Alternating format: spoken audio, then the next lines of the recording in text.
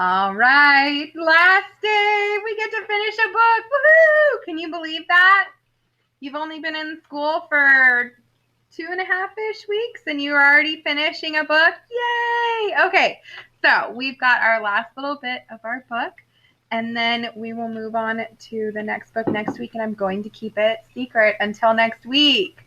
Yay! So then you have to think, what book are we doing? And you get to get excited for Monday when I reveal the new book. All right. We're turning to the place we left off last time. We finished writing some things, and yes, I did go back and fill mine out. And now we're just going to do this last little bit, kind of wrapping up our whole book here. Mind your mindset. Remember to follow along. Even if you're not reading out loud with me, it's good to track with your finger just to get that extra reading practice in your brain, and your brain connecting the sound of that word that I say to the word in the book as you follow along is really important. Those are making those little connections in your brain that we've talked about.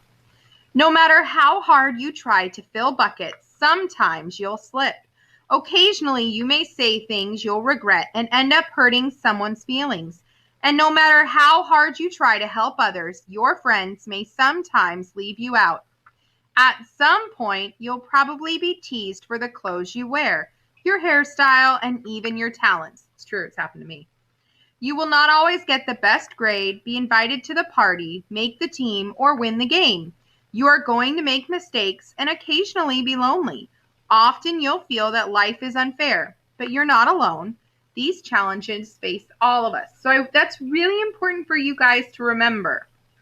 This is something that all of us feel. You may see someone and you may go, oh my gosh, they're happy all the time.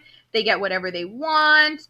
They don't have to do all this, blah, blah, blah, blah. But really, they feel lonely too sometimes. And sometimes things don't go their way either. So even the person that seems the most happy or has the most things going for them, they get the most stuff, it's not always the case. So this is really important and true, and I hope you guys pay attention to that. When you're feeling down or facing a tough task, try to change the way you're talking to yourself. Take a deep breath and turn the negative sentences inside your head into positive ones. Here are some examples. Now, this is really close to my heart because this is positive self-talk. And this is something that I'm going to admit to you right now, Mrs. Heffa doesn't do a great job of. There are times when I tell myself, this little tiny, I call it the committee, they're sitting around a little desk in my head, and they're saying mean things to me, and sometimes I believe them. And you guys need to know, you need to tell them, nope, no, boo-boo kitty, I'm not going to listen. And you have to do that. It's important. Turn those negative sentences inside your head into positive ones, because sometimes you are the only person that will do that. Others won't be able to do it for you. It'll be you. And that's really important. And I'm so excited that I get to help you start doing that now so that you don't wait around, because no one really told me about this when I was little. And I wish that I would have started then, because it's much harder to do now as an adult. All right, here we go. So when your brain says, it's too hard, can't do it, too hard, you can respond with, this may take some time and effort, but it's worth a try. I like to say difficult does not mean impossible. Just because it's tough or difficult, really hard, does not mean that it's impossible. It's just going to take a lot of work and effort, but you might as well try. What will happen? Maybe you'll succeed and then feel really good. And that's happened to me lots of times. I started canning this summer, and canning is when, you put things in the jars and you seal them and you put them in your pantry or in your house somewhere that you can pull out later. And I'm not going to lie to you, I almost caught my house on fire the first time I did it, because my pot of jam boiled over and the sugar started burning on the stove. The smoke alarm went off. There was smoke everywhere. My son was nearby. He was screaming and crying because it freaked him out. And it was just, oh my gosh, it was a disaster. And instead of going, that's it, it's too hard, I'm done, I can't do it, I'm not going to do this again. Instead, I did it again. And now I've got a lot of beautiful jars in my pantry of jams and jellies and cucumbers turning into pickles, some green beans. I made some tomato sauce sitting in my freezer. You guys, I cut up peaches. I froze peaches to have later. So I'm really proud of myself that I didn't give up, even though it was really hard at first. And I'm not going to lie to you, I may have cried a little bit. And I'm still trying to scrub a little bit of the stuff that's burned on my stove. All right, next. I'm not good at this. Ooh, does this happen to you when you say I'm not good at this? And instead say, who can I ask for help? Who can help show me the way? So instead, when you get stuck and you're thinking, oh, I'm just not good at this at all, instead ask for help. We all start out with not being great at something. You've seen teachers try to figure out technology. We're not great at it, but we ask for help and we work to figure it out. I give up.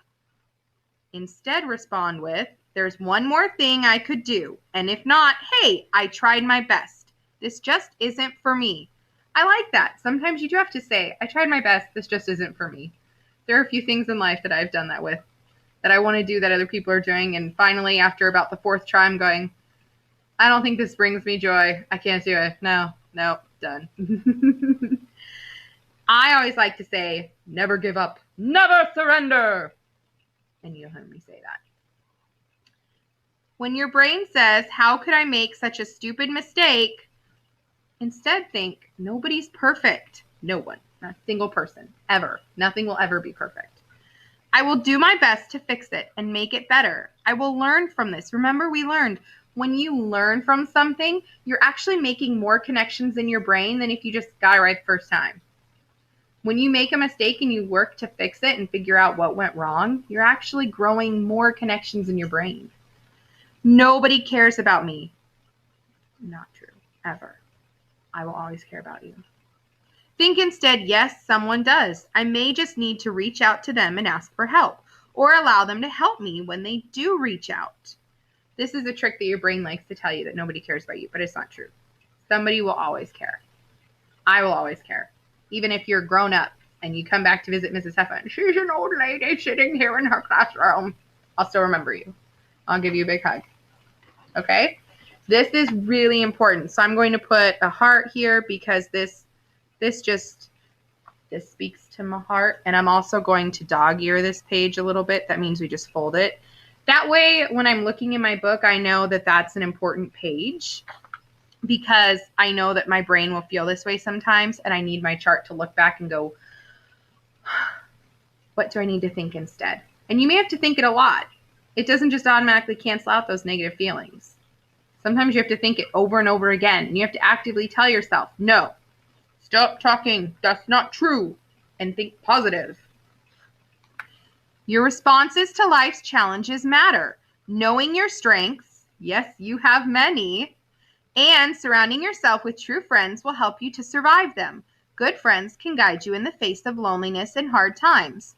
It's been really hard, and I've been really excited to be able to have my friends that I can reach out to with a phone call or a text.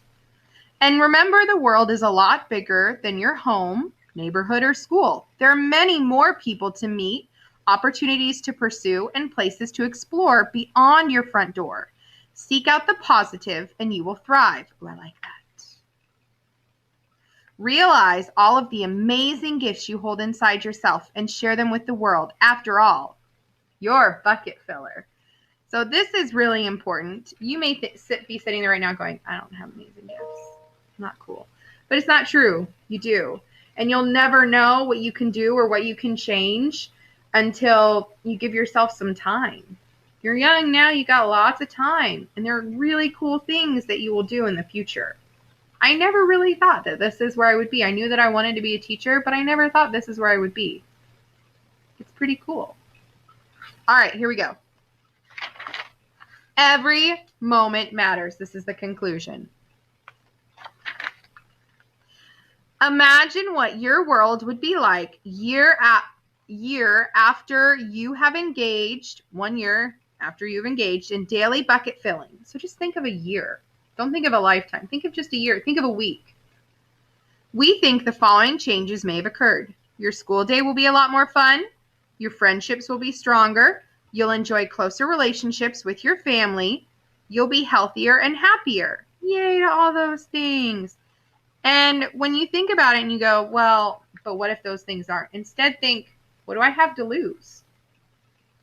If this is how I'm feeling right now, if I spend a year trying to be a bucket filler to make it better, maybe some of these things could happen in a year. Wouldn't that be a nice thing to get? There are plenty of personal stories as well as scientific evidence that show the importance of bucket filling in our lives. Take every opportunity to increase the positive emotions of those around you. Practice bucket filling with the people most important to you, like your parents, caretakers, or other family members. Tell them how important they are to you and why. Don't assume they already know. Even if they do, they'd probably love to hear it anyway. I tell my son that, and he's 1.